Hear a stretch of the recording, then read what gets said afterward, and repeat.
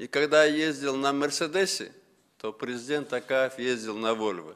Мен Мерседес минип жүргөндө президент Акаев Волга менен жүрчү деп байлыгы менен ар кайсы жерде мактанып жүргөн Атамбаев кантип байлык топтогон. Ал алгач улуттун аң сезимине, маданиятына, моралдык баалуулуктарына жана коомдун өнүгүүсүнө түз таасир берген адамдардын акчасына кол салып байлыгын топтоп баштаган.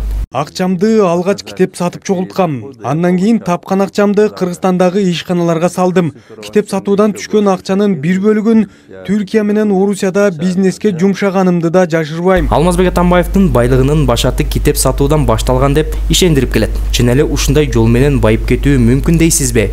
Албетте мүмкүн эмес. Чындыгында ал жазуучулар союзунан кымырып алган миллиондорго байыган. Тагыраагы 1990-жылдары Орусия жазуучулар союзуна 50 миллион рубль берген. Бул суммага жазуучулар үчүн үй курулуп, алардын иши үчүн кошумча корпустар да пайда болмок. Бирок үйлүү болобуз деп, китептерди бат-бат чыгарабыз деп кудуңдаган ондогон жазуучулардын үмүтү ташка ап, же уйдан жок, же уй байлаган жиптен жок деген абалда калган. Жети таш сонун индивидуальный проекти менен жасалган үй эле.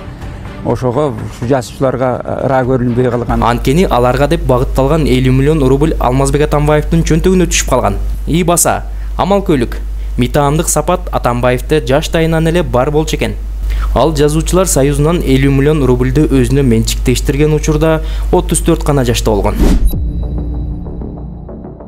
Көп узабай Алмазбек Атамбаев чоң ири завод фабрикаларды ача баштаган. Юстиция министрлигинин архивдик маалыматы боюнча Алмазбек Атамбаев 1997-1999 жылдары мамлекеттин колундагы Кыргыз Автомаш ачык акционердик коомун жетектеп, 1998-99 жылдары анын көпчүлүк акциясын сатып алып, менчиктештирүүгө жетишкен.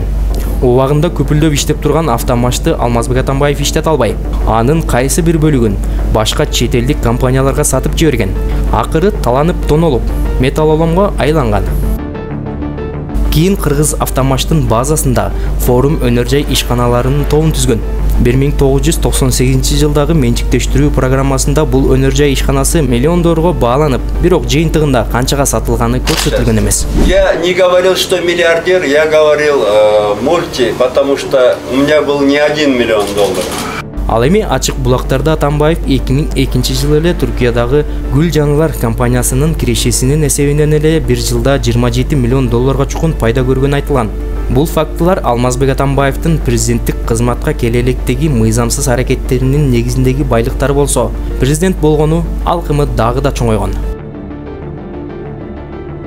2011 жылы Алмазбек Атамбаев президент кызматына келген. Анын минтип бийлик башына келиши, ал да канча байлыктарды топтогонго шарт түзгөн. Албетте анын тууган туушкандары, жора жолдоштору да унутта калбай, биргеликте Кыргызстандын казынасына кол салышкан.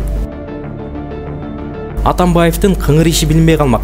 Эгерде ал бир нече кылмыш иштерде фигурант болбогондо, камакка алынганда Атамбаевдин мүлкү, баалуу кагаздары, акциялары жана Кыргызстандын банктарындагы бардык эсептери ачыкталган.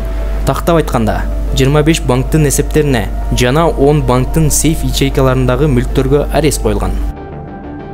Ал гана эмес, Алмазбек Атамбаевга таандык 5 автоунаа, Чүй жана Ысык көл облустарындагы жер тилкелери, Жайыт, Кой таштагы ден соолук борбору, Турак үй камакка алынган. Ошондой эле анын жубайына таандык 3 автоунаа, Бишкектеги Батир жана Турак уйдагы арестке коюлган. Ал эми Атамбаевдин элдин оозун аштырып курулган бул хан сарайы эсиңизде болсо керек. Жалпы аянты 2,7 гектарды түзгөн бул жерге мыйзамсыз иштердин негизинде ээлик кылганы белгилүү. Себеби 2018 жылы Бакиевдер мыйзамсыз менчиктештирген бул жер тилкесин ошол учурда Бишкектин мэри Албек Ибраимов алгач өзүнүн аялына, андан соң Атамбаевге каттатып берген. Атамбаевдин хан сарайы 5-6 миллион доллар турат. 5-6 миллион доллар. Атамбаев жананын пресс-службасы Атамбаев жеке өзүнүн каражатына курду деп айтып жүрөт. Кайдан ал акчаларды алды? Акча кайдан? Жомоктогудай акча. Текебаевдин сөзүндө чындык бар. Анткени Атамбаев кымбат, миллиондогон акчага курулган хан сарайга каражатты кайдан тапты? Жообу белгилүү. Жыйынтыктап айтканда, Алмазбек Атамбаев бийлик башында турганда жакшы эле байлык топтогон. Ал өзү гана эмес, жакын адамдарын да байыткан. Эсиңиздерде болсо, Атамбаев башкарып турган маалда Кыргызстан дүйнө коомчулугуна коррупцияга баткан мамлекет катары таанылган.